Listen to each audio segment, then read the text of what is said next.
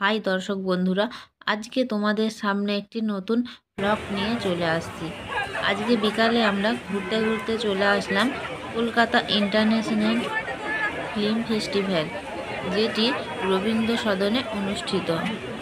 আজকে আমরা নন্দন চত্বরে ঘুরব, আর কোথায় কী অনুষ্ঠান অনুষ্ঠিত হচ্ছে চলুন দেখতে থাকছি।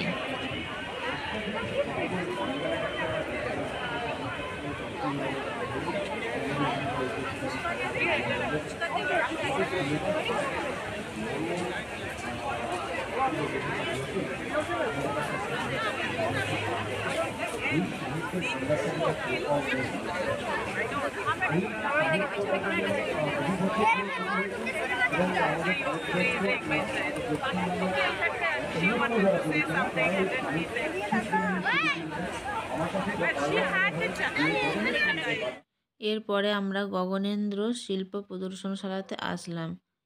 সেখানেতে দেবানন্দের কিছু ছবি প্রদর্শিত হচ্ছে।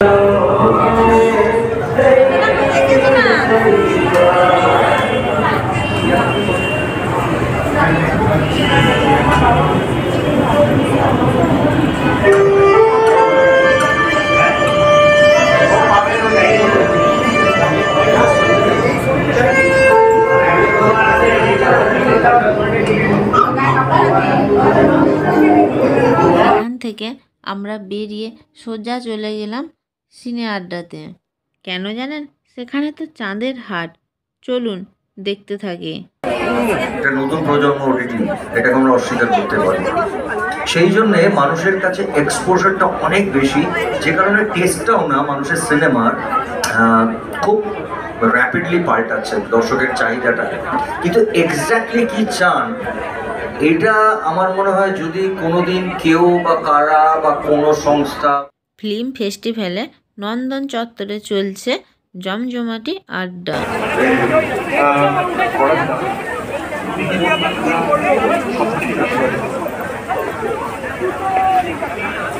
কোন গানটা কোন গান হয় না যে আমরা একটা গান আছে যেটা সবসময় গল্প পছন্দের একটা গান, আমি গাড়িতে যাচ্ছি বাড়িতে শুনছি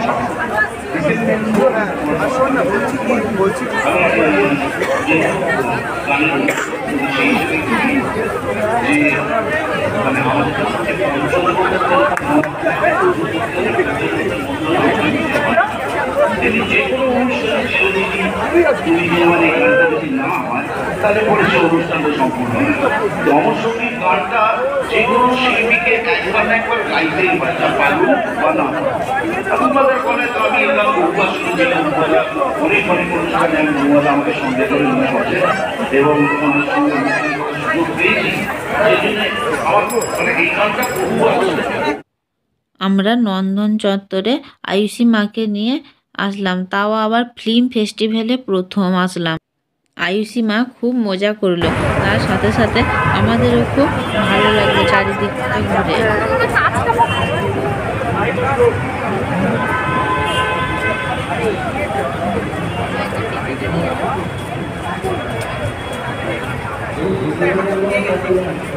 ওকে তুলে দেবে নাকি রে?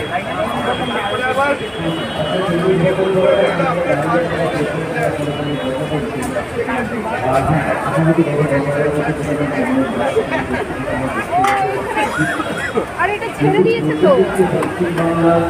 ঘরে ঘরে বানিয়ে রেখেছেন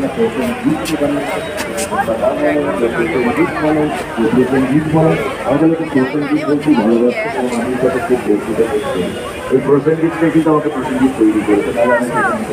তার মানে হচ্ছে আগে কল্পনা, তারপরে বাস্তব।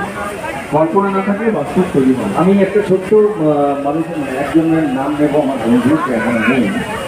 আমার মনে হয় এখানে অনেকেই আছেন যারা এই ফিল্ম ফেস্টিভ্যালে চাঁদের হাটে সিনে আড্ডাতে যাদের সঙ্গে আমাদের দেখা হলো তারা হলেন অভিনেতা প্রসেনজিৎ চট্টোপাধ্যায়, পরিচালক রাজ চক্রবর্তী, অভিনেতা আবির চ্যাটার্জি ও অভিনেত্রী রীতাভরি দত্ত ও আরও অন্যান্য অভিনেত্রী ও অভিনেতারা ছিলেন।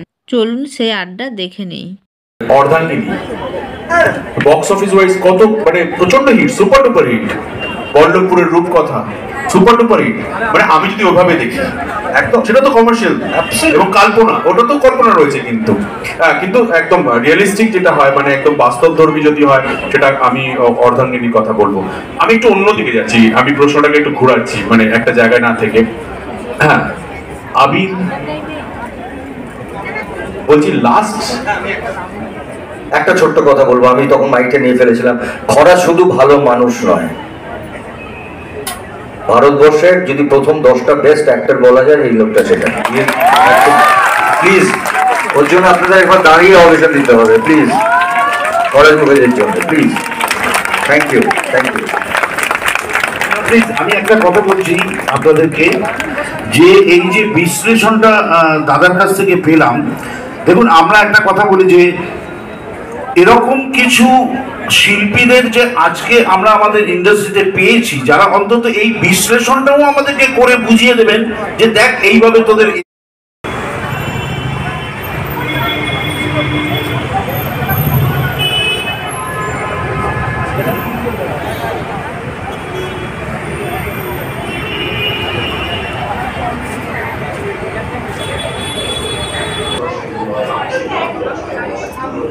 আমি দেখছি বদলিকে হঠাৎ করে দেখতে বদলে গেছে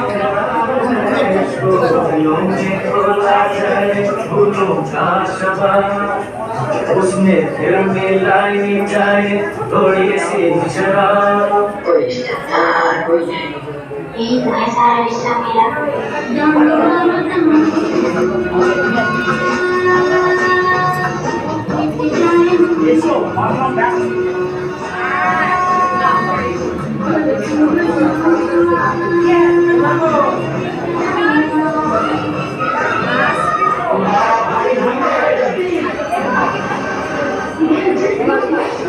বন্ধুগণ, আজকের ব্লগটি কেমন লাগলো? যদি ভালো লেগে থাকে তোমাদের, তাহলে লাইক, কমেন্ট, শেয়ার করতে ভুলবেন না।